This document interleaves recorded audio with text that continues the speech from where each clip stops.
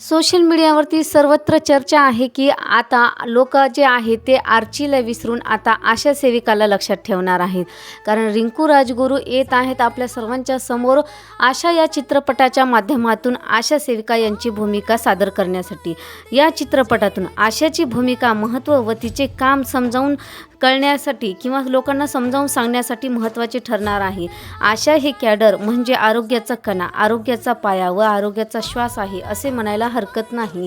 Social मीडियावरती release होण्याअगोदरच धुमाकूळ गाजवला आहे आशा या चित्रपटाने. टीझर आणि ट्रेलरने तर मनामध्ये सर्वांच्या चलबिचल चालू आहे की हा चित्रपट रिलीज झाल्यानंतर कसे चित्र आपल्याला समाजात आशा सेविकांचे बघायला मिळणार आहे किंवा उत्सुकता सर्वांनाच आहे. मालती या नावाने आपल्याला रिंकू राजगुरू या चित्रपटात दिसणार आहेत. गावात आशा सेविकांचे काम करणारी, समाजातील वेदना जाणून घेणारी, विसंगती, संघर्ष आणि आशेचा किरण आवाज देणारी आशा अशी आपली रिंकू राजगुरू यांची भूमिका असणार आहे.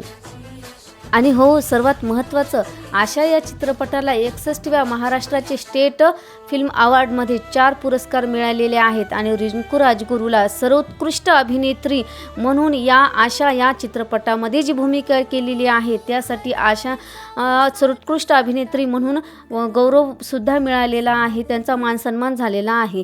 हा चित्रपट सामाजिक विषयावर आधारित आहे आणि आशा या सेविकांचा संघर्ष, ग्रामीण आरोग्य व्यवस्था यावर प्रकाश टाकणारा हा मराठी चित्रपट असणार आहे.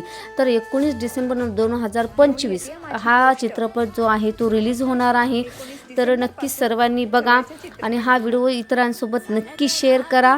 चला भेटूयात अशाच नवीन व्हिडिओमध्ये. तोपर्यंत श्री स्वामी समर्थ.